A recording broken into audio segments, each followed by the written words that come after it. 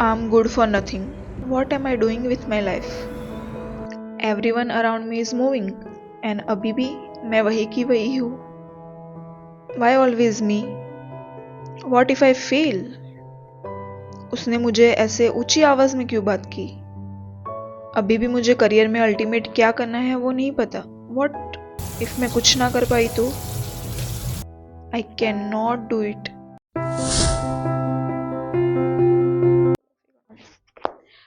अगर दुनिया में ओवर थिंकिंग के लिए कोई प्राइज होता then I would be the first person to win that prize. और अगर आप भी मेरे जैसे ओवर थिंकर हो देन आपने भी कभी ना कभी ऐसा ज़रूर सोचा होगा. तो बचपन से ही actually wait I want the prize. Just look at this dark circle. वाह व्हाट अ लाइन. ये लाइन मैंने अभी सोची है thanks to my over thinking. But jokes apart, तो बचपन से ही मैं बहुत बड़ी ओवर थिंक कर रही हूँ और इसकी वजह से ओवर थिंकिंग मेरी एक हैबिट बन चुकी थी. बट पिछले कुछ 2-3 सालों से I have been over thinking a lot, whether it's about my career, relationship, friendship, in short about my entire life और even my existence on this planet. और इसकी वजह से मैं रात को सो नहीं पाती थी and because of that I use to feel laziness all the time. मैं अपने मील स्किप करती थी और अगर मैं कुछ काम भी कर रही होती थी तो भी मेरा ध्यान पूरी तरह से उसमें नहीं रहता था. Because all that time I was creating fake scenarios in my head और इसका असर मेरी हेल्थ पर भी हो रहा था. until one day when I saw this video Everything that you've been through, it wasn't for nothing. I created you with purpose. and after watching that video I figure out कि over thinking is just about thing जिस पे हमारा कोई control नहीं होता but उसके output या फिर रिजल्ट का सोच के ही हम एक नेगेटिव स्टेट ऑफ माइंड में चले जाते हैं जिसके रिलेटेड हम एक्चुअल में कुछ नहीं कर सकते. एंड आई रियलाइज कि अगर मैंने अभी अपनी ये ओवर थिंकिंग की लूप को नहीं तोड़ा तो शायद मैं अपने थॉट्स की गुलाम बन जाऊँ और एक्चुअल में वो ना कर पाऊँ जो एक्चुअल में मेरे हाथ में है. So I started research on how to stop over thinking और इस ओवर थिंकिंग की लूप से कैसे बाहर निकला जाए. And after reading multiple blogs and research paper I figure out कि कभी कभार तो हम ओवर थिंकिंग कब कर रहे होते हैं यही हमें मालूम नहीं होता. So first we have to identify कि कब हम ऐसी चीज़ों के बारे में सोच रहे हैं जिस पे हमारा कोई कंट्रोल नहीं है. फॉर एन एग्जाम्पल मान लीजिए कि आपका कोई एग्ज़ाम था, आप पेपर देके घर पे आ गए एंड घर पे आके आपको रियलाइज हुआ कि कुछ आंसर्स तो आपने सही नहीं लिखे हैं. So now you must be thinking काश मैंने ऐसा लिखा होता तो अच्छे मार्क्स आ जाते, काश मैं पीछे जाकर आंसर चेंज कर सकता एंड व्हाट नॉट. बट अब तो वो चीज़ हो चुकी है, दैट गॉन दैट पास. अब तुम उसके रिलेटेड कुछ नहीं कर सकते. हाँ आई मीन जब तक रिजल्ट ना आ जाए उसके बाद की बात तो अलग है. बट उस पूरे दिन आपका दिमाग आपको यही याद दिलाता रहेगा कि आपने ऐसा आंसर क्यों नहीं लिखा, ऐसे लिखा होता तो और अच्छे मार्क्स आ जाते एंड व्हाट नॉट. बट वो चीज़ तो अब हमारे हाथ में है ही नहीं. सो नाउ अब ऐसी ओवर थिंकिंग की लूप से कैसे बाहर निकला जाए. सो अगर मैं मेरी बात करूँ तो जब भी मैं ऐसे ओवर थिंकिंग करती हूँ I ask my self this one question कि क्या जो सिचुएशन अभी है वो मेरे हाथ में है. इफ़ यस देन उसका प्लान ऑफ एक्शन या फिर सॉल्यूशन क्या है जिससे मैं वो प्रॉब्लम को सॉल्व कर सकूँ. And if not then overthinking करके कोई मतलब ही नहीं है. बट आई नो ये क्वेश्चन उस ओवर थिंकिंग की लूप से बाहर निकलने के लिए इनफ नहीं होता. सो मेरी कुछ 2-3 टेक्निक है जो मैं उस समय यूज़ करती हूँ ताकि मैं उस प्रेजेंट मोमेंट में अवेयर रह सकूँ और अपने थॉट्स को अपने पे हावी ना होने दूँ. So the first technique which I use is a 5-4-3-2-1 technique. So basically जब आप ओवर थिंकिंग कर रहे होते हैं तब आपका उस लूप से बाहर निकलकर प्रेजेंट मोमेंट में आना बहुत ज़रूरी होता है. सो 5-4-3-2-1 इज़ अ ग्राउंडिंग मेथड जो आपको प्रेजेंट मोमेंट में लाने में मदद करेगी. दिस मीन्स ओके एक्टिविटी के बारे में नहीं समझाते, let's do this activity together. So first आप जहाँ पे भी है वहाँ पहले अच्छे से बैठ जाइए. Now take a deep breath and just exhale. Good. So now first notice 5 things जिसे आप देख सकते हैं. सो मेरे केस में मैं अपना फ़ोन देख सकती हूँ जो मैं रिकॉर्डिंग के लिए यूज़ कर रही हूँ. Then I have can see tripod, photo frames, fan and there is laptop here. Now 4 ऐसी चीज़ें जिसे आप फील कर पा रहे हैं. So in my case I have this book in front of mind, then my clothes I can feel that, then this rings and मेरे सामने जो लैपटॉप है I can also sense that. Now 3 ऐसी चीज़ें जिसे आप अभी सुन पा रहे हैं. सो इन माई केस अभी मेरे रूम के अंदर फैन चालू है, so I can hear that voice.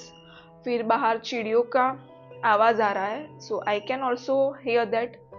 और बाहर मेरी मम्मी किसी के साथ फ़ोन पे बात कर रही है, so I can also hear that.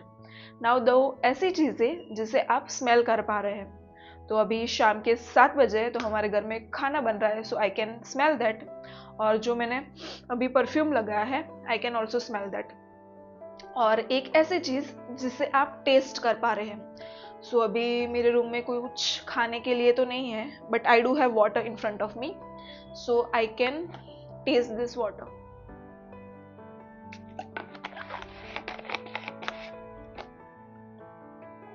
So basically ये एक्टिविटी आपको उस प्रेजेंट मोमेंट में लाने में मदद करेगी और आपकी ओवर थिंकिंग की लूप को तोड़ने में मदद करेगी. बट कभी कभार तो मैं इतना ज़्यादा ओवर थिंकिंग करती हूँ कि ये एक्टिविटी परफॉर्म करने के कुछ समय बाद ही फिर से मैं उस ओवर थिंकिंग की लूप में चली जाती हूँ. So in that case I let myself over think a lot. Yes, तुमने कुछ गलत नहीं सुना. Weird right? तुम्हें लगेगा कि हम तो ओवर थिंकिंग को कैसे रोका जाए ये देखने के लिए आए थे, और ये क्या कह रही है ओवर थिंकिंग करो. So let me explain. अगर कोई शेर है और आपने उसे जू में पिंजरे में बंद करके रखा है, तो वो उस पिंजरे से बाहर जाने के लिए दहाड़े मारेगा, उस पिंजरे को तोड़ने की कोशिश करेगा. In short he will show his angerness. और अगर आपने उसी शेर को जंगल में छोड़ के रखा है, तो वो वहाँ आराम से रहेगा. सो उस शेर की तरह ही हमारा ब्रेन काम करता है. जितना हम अपने ओवर थिंकिंग को रोकने की कोशिश करते हैं, उतना हम ओवर थिंकिंग की डीप स्टेट ऑफ माइंड में चले जाते हैं, उतना ज़्यादा ही हम नेगेटिव थॉट्स के बारे में सोचते हैं. सो जब आप ऐसे high state of over thinking में हो, तब आप अपने थॉट्स को बह जाने दो. जितना उसे ओवर थिंक करना है उतना उसे करने दो. Number 3, flush out my thoughts. अभी मैंने जितनी ओवर थिंकिंग करनी थी उतनी कर ली, अपने थॉट्स को बह जाने दिया. But after some point I have to break that loop. तो ऐसे समय मैं अपनी डायरी या फिर जर्नल लेती हूँ, और जो भी चीज़ें मेरे दिमाग में चल रही होती है उसे विदाउट फिल्टरिंग आउट अपनी नोट में लिख देती हूँ. इन शॉर्ट मैं अपने थॉट्स को फ्लश आउट करती हूँ, और मैं अपने इंटरनल थॉट्स को अपने सामने जो एक्सटर्नल फैक्टर्स यानी कि मेरी नोट है उसमें लिख देती हूँ. इससे मेरे ब्रेन को थोड़ा रिलीफ होगा.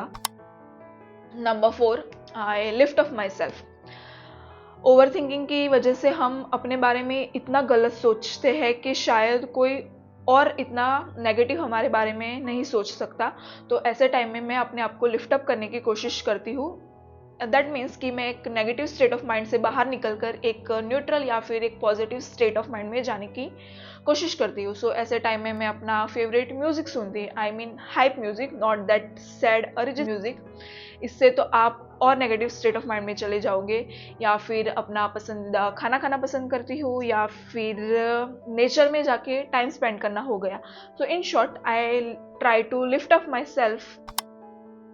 अगर आपका माइंड आपको ओवर पावर कर रहा है, so it's better to do some kind of physical activity, because उसके बाद तुम्हें लगेगा कि तुम्हारे फिजिकल हेल्थ की तो इससे भी बुरी बैंड बजी हुई है.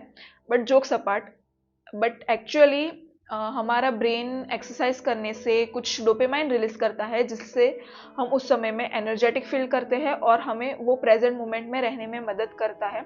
So do some kind of exercise. It can be any kind of cardio or any kind of outdoor games or any kind of exercise that you feel comfortable. And at last I take 2 deep breath and exhale through my mouth like this. और ये चीज़ें हैं जो मैं खुद को बोलती हूँ. प्रियंका, इट्स ओके अगर तुमसे नहीं होगा तो, बट एटलीस्ट तुम ट्राई तो करो. शायद क्या पता तुमने जो सोचा है उससे भी रिजल्ट 10 times बेटर हो. और अगर नहीं भी होगा तो तुम्हें कुछ सीखने को मिलेगा. तुम्हारे हाथ में सिर्फ प्रेजेंट मोमेंट है. पास्ट में जो हो गया वो तुम्हारे हाथ में नहीं था, और फ्यूचर में जो होगा वो तो सिर्फ ऊपर वाले को पता है. So right now concentrate on your present self, and I know you can do it. Do not doubt your own capabilities and I'm proud of yourself. So ये कुछ चीज़ें हैं जो मैं अपने आप को बोलती हूँ. आप भी इसे मिरर में देख के खुद को बोल सकते हैं या फिर एक डायरी में मेंटेन कर सकते हैं. तो जब भी आपको लगे कि आप कुछ नहीं कर पा रहे हैं या फिर आप बहुत नेगेटिव स्टेट ऑफ माइंड में चले जाते हैं, तो उस समय आप इस डायरी को रिफ़र कर सकते हैं टू फील पॉजिटिव, और you can also schedule an email for your future self. And at last I only believe in this one line कि जो पास्ट में हुआ वो बहुत अच्छे के लिए हुआ, जो प्रेजेंट में हो रहा है वो भी अच्छे के लिए हो रहा है, एंड जो फ्यूचर में भी होगा वो भी अच्छे के लिए ही होगा. So do not worry and keep working, you will get whatever you deserve. So that's it for this video. I hope आपको इस वीडियो से कुछ हेल्प मिले. Until then lots of love and wishes for whatever you are doing, and do not forget to pat your back, because life में तुम यहाँ तक पहुँच चुके हो तो आगे भी कुछ ना कुछ डेफिनेटली कर लोगे. सो बाय.